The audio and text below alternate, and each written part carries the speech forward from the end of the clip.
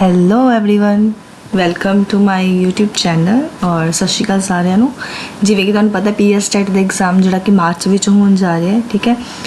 ਬਹੁਤ ਸਾਰੇ ਸਟੂਡੈਂਟਸ ਇੱਦਾਂ ਜਿਨ੍ਹਾਂ ਨੂੰ ਹੁੰਦਾ ਕਿ ਫਸਟ ਟਾਈਮ 'ਚ ਸਾਡਾ ਕ੍ਰੈਕ ਹੋਣਾ ਚਾਹੀਦਾ, ਫਸਟ ਟਾਈਮ 'ਚ ਪਾਸ ਹੋਣਾ ਚਾਹੀਦਾ, ਠੀਕ ਹੈ। ਇਹਨੂੰ ਲੈ ਕੇ ਅੱਜ ਆਪਾਂ ਡਿਸਕਸ਼ਨ ਕਰਾਂਗੇ ਕਿ ਤੁਸੀਂ ਇਹਨੂੰ ਫਸਟ ਅਟੈਂਪਟ 'ਚ ਕਿੱਦਾਂ ਕਲੀਅਰ ਕਰ ਸਕਦੇ ਹੋ, ਠੀਕ ਹੈ ਜੀ। Hope so and good luck. Now start ਕਰਦੇ ਆਪਾਂ ਵੀਡੀਓ।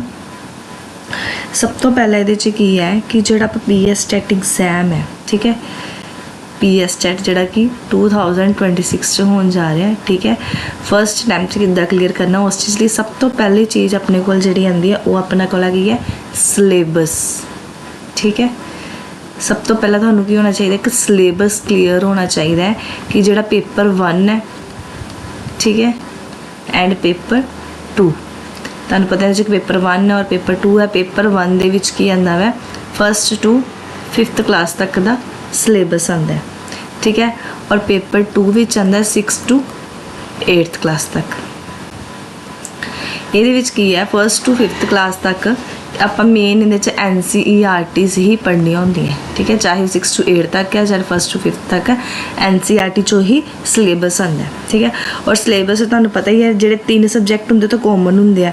फस्ट एक आंदा है CDP, second Punjabi and third is English, ठीक है जी। ये जेडे तीनों की अपने कॉमन सबजैक्ट है जेडे कि सब दे विच आंदे आ और पता ही है 30 मार्क्स दे हुंदे आ, ठीक है। तो 150 मार्क्स का जो अपना पेपर हुंदा, ठीक है।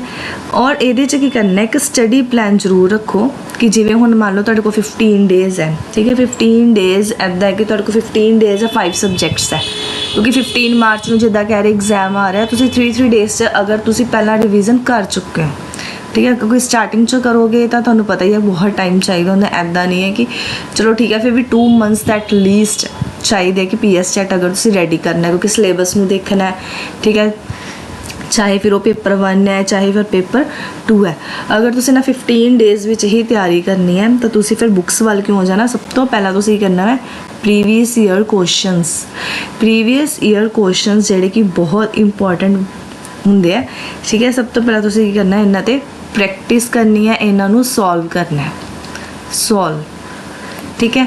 जो प्रीवियस ईयर क्वेश्चनस तुसीं लैने आ, previous year question paper at least 5 तो 7 साल, मतलब जे मान लो तुहाडे कोल हुण जिवें 2026 च पेपर होना वै, तुसीं की करो 2013 तो लैके 2023 तक दे जिन्ने भी प्रीवियस ईयर क्वेश्चनस पेपर है वो उठा लो तो उन्होंने सॉल्व करना है, ठीक है। जदों तुसीं प्रीवियस ईयर क्वेश्चन सॉल्व करने हैं, ऐदा नहीं कि प्रीवियस ईयर क्वेश्चन मान लो तुसीं उठाए, मान लो तुहानूं एक क्वेश्चन दसदी हां, एक क्वेश्चन रखिया जिवें इत्थे question C which of the following system of language refer to the system of meaning.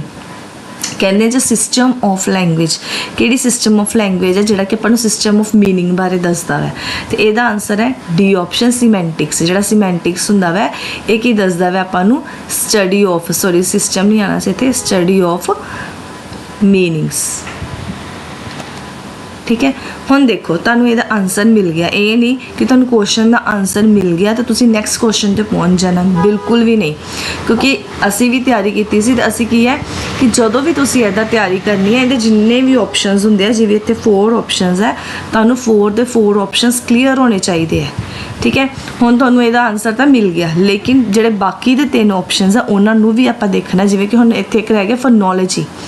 Phonology की हुंदा वै, फोनोलॉजी च आपां स्टडी करते हैं स्टडी ऑफ साउंड्स की, ठीक है जी, स्टडी ऑफ साउंड्स। नैक्सट अपने को आंदा वै साइंटैक्स। साइंटैक्स विच की करते हैं आपां सेंटेंस, जिहड़ा सेंटेंस हुंदा वै ओहदी स्ट्रक्चर देखते हैं सेंटेंस दी, ठीक है जी। थर्ड अपने को आ गया मॉर्फोलॉजी। मॉर्फोलॉजी च आपां की देखते हैं वर्ड स्ट्रक्चर, शब्द दी, ठीक है। ਹੁਣ ਦੇਖੋ ਇਹਦੇ ਚ ਚਾਰੋਂ ਆਪਾਂ ਨੂੰ ਪਤਾ ਹੈ, ਕਿਉਂਕਿ ਜ਼ਰੂਰੀ ਨਹੀਂ ਕਿ ਹੁਣ ਇਹਨਾਂ ਨੇ ਸਟੱਡੀ ਆਫ ਮੀਨਿੰਗ ਪੁੱਛ ਲਿਆ ਤਾਂ ਨੈਕਸਟ ਟਾਈਮ ਵੀ ਸਟੱਡੀ ਆਫ ਮੀਨਿੰਗ ਆਏਗਾ, ਬਿਲਕੁਲ ਨਹੀਂ। ਅਗਰ ਹੁਣ ਉਹਨਾਂ ਨੇ ਸਟੱਡੀ ਆਫ ਮੀਨਿੰਗ ਪੁੱਛਿਆ, next time study of sound ਹੋ ਸਕਦਾ ਹੈ, ਸਟੱਡੀ ਆਫ ਸਟਰਕਚਰ ਹੋ ਸਕਦਾ ਹੈ, ਜਾਂ ਵਰਡ ਸਟਰਕਚਰ ਹੋ ਸਕਦਾ ਹੈ, ਠੀਕ ਹੈ। ਇਸ ਕਰਕੇ ਜਦੋਂ ਵੀ ਤੁਸੀਂ ਆਪਸ਼ਨਸ ਦੇਖਣੇ ਤਾਂ ਸਾਰੇ ਆਪਸ਼ਨਸ ਤੁਹਾਨੂੰ ਕਲੀਅਰ ਹੋਣੇ ਚਾਹੀਦੇ ਆ। ਅਗਰ ਤੁਸੀਂ ਆਪਸ਼ਨ ਕਲੀਅਰ ਕਰਕੇ ਕਰ ਰਹੇ ਹੋ ਤਾਂ ਦੈਨ ਤੁਹਾਨੂੰ ਇਹਨਾਂ 15 ਡੇਜ਼ 'ਚ ਪ੍ਰੀਵੀਅਸ ਈਅਰ ਕੁਐਸਚਨ ਨਾਲ ਵੀ ਤੁਸੀਂ ਜਿਹੜਾ ਆਪਣਾ ਪੇਪਰ ਹੈ ਉਹਨੂੰ ਕਰੈਕ ਕਰ ਸਕਦੇ ਹੋ, ਠੀਕ ਹੈ ਜੀ। ਹੁਣ ਇਹਦੇ ਵਿੱਚ ਪ੍ਰੀਵੀਅਸ ਈਅਰ ਕੁਐਸਚਨਸ ਆ ਜਿਹੜੇ ਆਪਾਂ ਕਰਨੇ ਹੀ ਕਰਨੇ ਆ। ਥਰਡ ਸਟੈਪ ਕੀ ਹੈ, ਇੱਕ CDP ਐਂਡ ਪੈਡਾਗੋਜੀ, ਠੀਕ ਹੈ। ਇਹ ਕੀ ਹੈ, ਮੋਰ ਸਕੋਰਿੰਗ, ਸਭ ਤੋਂ ਜ਼ਿਆਦਾ ਸਕੋਰਿੰਗ ਟੌਪਿਕ ਇਹੀ ਦੋਨੋਂ ਹੀ ਹੈ। ਮੋਰ ਸਕੋਰਿੰਗ, ਸਭ ਤੋਂ ਜ਼ਿਆਦਾ ਸਕੋਰ, ਕਿਉਂਕਿ ਜੇ ਚਾਹੇ ਤੁਸੀਂ CDP ਕਰ ਰਹੇ ਹੋ, ਕਿਉਂਕਿ ਦੇਖੋ ਚਾਹੇ ਤੁਸੀਂ CDP ਲੈ ਲਓ ਚਾਹੇ ਪੈਡਾਗੋਜੀ ਲੈ ਲਓ, CDP ਵਿੱਚ ਵੀ ਉਹੀ ਹੈ 30 ਮਾਰਕਸ ਦਾ ਹੈ, ਠੀਕ ਹੈ। ਇਹ ਤਾਂ ਸਾਰੀ ਪੈਡਾਗੋਜੀ ਹੈ। CDP 'ਚ ਮੇਨ ਤੁਸੀਂ ਇਹਦੇ 'ਚ ਕੀ ਚੱਕਣੀ ਹੈ, ਥਿਊਰੀਜ਼, ਕਿਉਂਕਿ ਥਿਊਰੀਜ਼ ਕਿਹਦੀ ਹੁੰਦੀ ਹੈ, ਇੱਕ ਤਾਂ ਵਿਗੋਟਸਕੀ ਦੀ, ਪਿਆਜੇ ਦੀ ਔਰ ਕੋਹਲਬਰਗ ਦੀ, ਠੀਕ ਹੈ। ਇਹ ਜਿਹੜੇ ਥਿਊਰੀਜ਼ ਆਉਂਦੀਆਂ ਇੰਪੋਰਟੈਂਟ ਥਿਊਰੀਜ਼ ਆ CDP 'ਚ। ਇਹਨਾਂ ਥਿਊਰੀਜ਼ ਨੂੰ ਅਗਰ ਤੁਸੀਂ ਅੱਛੀ ਤਰ੍ਹਾਂ ਦੇਖ ਲੈਂਦੇ ਹੋ ਤਾਂ ਤੁਹਾਡੇ ਬੜੇ ਕੁਐਸਚਨਸ ਇਹਦੇ ਨਾਲ ਹੀ ਅਟੈਂਪਟ ਹੋਏ ਨੇ। ਸੈਕਿੰਡ ਹੈ ਪੈਡਾਗੋਜੀ, ਸਾਰੇ ਸਬਜੈਕਟ ਵਿੱਚ ਜਿਹੜੀ ਪੈਡਾਗੋਜੀ ਹੈ, ਠੀਕ ਹੈ, ਮੈਕਸਿਮਮ 15 ਮਾਰਕਸ ਦੀ ਪੈਡਾਗੋਜੀ ਆਉਂਦੀ ਹੈ ਐਵਰੀ ਸਬਜੈਕਟ 'ਚ, ਠੀਕ ਹੈ। ਹੁਣ ਜਦੋਂ ਤੁਸੀਂ ਪੈਡਾਗੋਜੀ ਕਰਨੀ, ਪੈਡਾਗੋਜੀ ਤੁਹਾਨੂੰ ਕਲੀਅਰ ਹੋਣੀ ਚਾਹੀਦੀ ਹੈ। ਪੈਡਾਗੋਜੀ ਅਗਰ ਤੁਸੀਂ ਸਿਰਫ previous year questions with Puri clearance option ਦੇ ਨਾਲ ਵੀ ਕਰ ਲੈਂਦੇ ਹੋ ਤਾਂ ਤੁਹਾਨੂੰ ਬੁੱਕਸ ਰੀਡ ਕਰਨ ਦੀ ਨੀਡ ਨਹੀਂ ਹੈ। ਅਗਰ ਤੁਸੀਂ ਪ੍ਰੀਵੀਅਸ ਈਅਰ ਕੁਐਸਚਨਸ ਦੀਆਂ ਸਾਰੇ ਸਬਜੈਕਟਸ ਦੇ ਆਪਣੇ ਜੋ ਵੀ ਤੁਹਾਡਾ ਸਬਜੈਕਟ ਹੈ ਉਹਨਾਂ ਦੀ ਪੈਡਾਗੋਜੀ ਵਿਦ ਆਪਸ਼ਨਸ ਅੱਛੀ ਤਰ੍ਹਾਂ ਕਰ ਲੈਂਦੇ ਹੋ ਤਾਂ ਤੁਹਾਨੂੰ ਬੁੱਕਸ ਦੀ ਨੀਡ ਨਹੀਂ ਹੈ। ਪੈਡਾਗੋਜੀ ਉਹਦੇ 'ਚੋਂ ਹੀ ਤੁਹਾਡੀ ਕਲੀਅਰ ਹੋ ਜਾਣੀ ਹੈ, ਕਿਉਂਕਿ ਆਪਸ਼ਨਸ 'ਚੋਂ ਹੀ ਦੁਬਾਰਾ ਕੁਐਸਚਨ ਰਿਪੀਟ ਹੁੰਦੇ ਆ। ਮੈਂ ਸਾਰੇ ਪੇਪਰਸ ਦੀ ਮਤਲਬ ਪ੍ਰੀਵੀਅਸ ਈਅਰ ਜਿੰਨੇ ਵੀ ਪੇਪਰ ਸੀ 2013 ਤੋਂ ਲੈ ਕੇ 23 ਤੱਕ ਸਾਰੇ, ਚਾਹੇ ਵह ਸਾਇੰਸ ਹੈ ਚਾਹੇ ਇੰਗਲਿਸ਼ ਹੈ ਪੰਜਾਬੀ, ਸਭ ਦੀ ਪੈਡਾਗੋਜੀ ਪੂਰੀ ਤਰ੍ਹਾਂ ਐਕਸਪਲੇਨ ਕੀਤੀ ਹੋਈ ਹੈ, ਠੀਕ ਹੈ, ਐਵਰੀ ਆਪਸ਼ਨਸ, ਠੀਕ ਹੈ। ਇਸ ਕਰਕੇ ਅਗਰ ਤੁਸੀਂ ਉਹੀ ਕਰ ਲੈਂਦੇ ਹੋ ਨਾ ਤਾਂ ਤੁਹਾਡੇ ਨਾਲ ਪੈਡਾਗੋਜੀ ਕਲੀਅਰ ਹੋ ਜਾਂਦੀ ਹੈ। ਔਰ ਨੈਕਸਟ ਤੁਸੀਂ ਦੇਖੋ ਇੰਗਲਿਸ਼ ਔਰ ਪੰਜਾਬੀ, ਠੀਕ ਹੈ।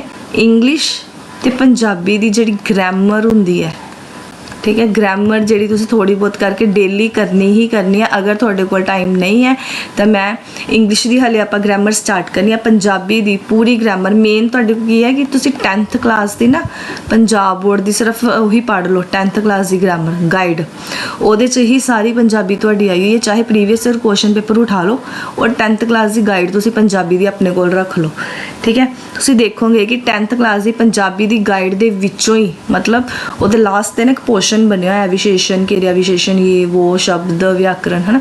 ਤੁਸੀਂ ਉਹ ਬੁੱਕ ਰੱਖ ਲਓ ਆਪਣੇ ਕੋਲ, ਪ੍ਰੀਵੀਅਸ ਈਅਰ ਕੁਐਸਚਨਸ ਉਠਾ ਲਓ, ਸਾਰੇ ਆਨਸਰ ਕੁਐਸਚਨਸ ਤੁਹਾਨੂੰ ਐਜ਼ ਇਟ ਇਜ਼ ਉਸ ਬੁੱਕ ਵਿੱਚ ਮਿਲਣਗੇ। ਤੁਹਾਨੂੰ ਹੋਰ ਕਿਸੇ ਬੁੱਕ ਰੀਡ ਕਰਨ ਦੀ ਜ਼ਰੂਰਤ ਨਹੀਂ ਹੈਗੀ। ਗ੍ਰਾਮਰ ਦੇ ਲਈ 10th ਕਲਾਸ ਦੀ ਪੰਜਾਬੀ ਦੀ ਗਾਈਡ ਪੰਜਾਬ ਬੋਰਡ ਦੀ ਲੈ ਲਓ, ਉਹਦੇ ਲਾਸਟ ਵਾਲੇ ਕੁਐਸਚਨਸ 'ਤੇ ਦੇਖੋ, ਠੀਕ ਹੈ। ਤੁਹਾਨੂੰ ਸਾਰੀ ਪੰਜਾਬੀ ਜਿਹੜੀ ਗ੍ਰਾਮਰ ਆ ਉਹਦੇ ਵਿੱਚ ਹੀ ਕਲੀਅਰ ਹੋ ਜਾਏਗੀ।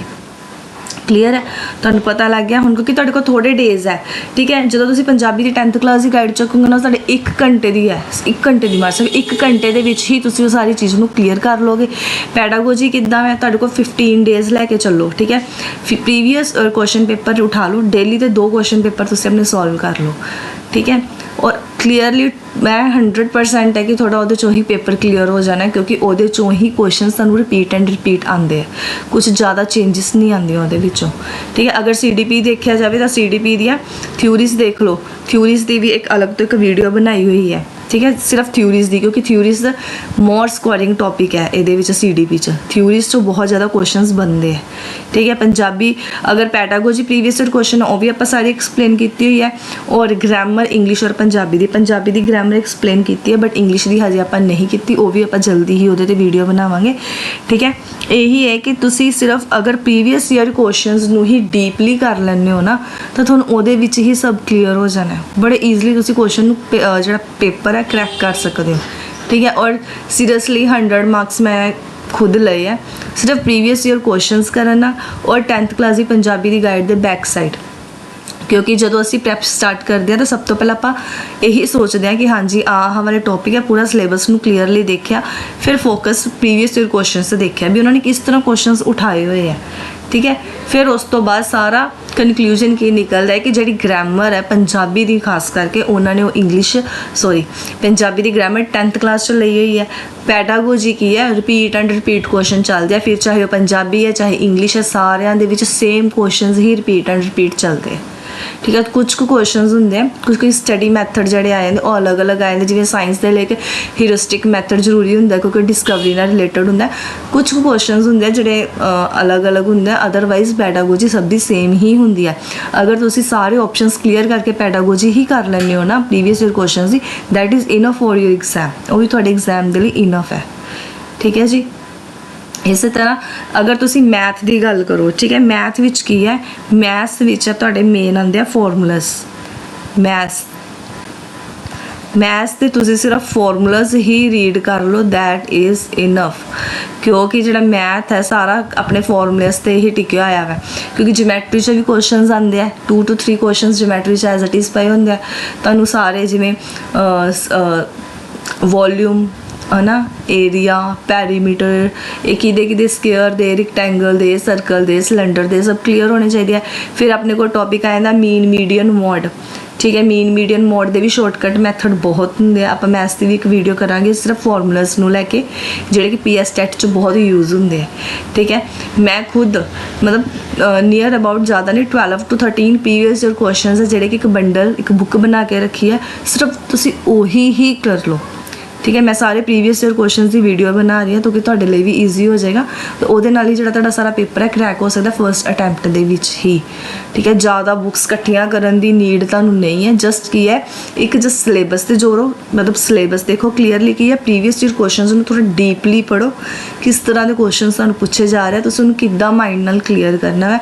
प्रीवियस ईयर क्वेश्चन नूं अच्छी तरह रीड करो, एक एक पॉइंट नूं उहदे नूं ध्यान नाल रीड करो, ठीक है। और सारे सबजैक्ट नूं डेली 1 आवर दे दो, मतलब ज़्यादा जो टाइम है तो CDP नूं देना, बाकी हाफ एन आवर भी दे दोगे।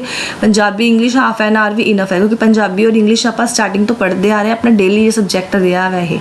बट जी CDP है जी आप B.Ed के नीयर आके करते हैं, ठीक है, वो 1 and 2 आवर दो, क्योंकि CDP 30 मार्क्स की खुद तो आ ही रही है।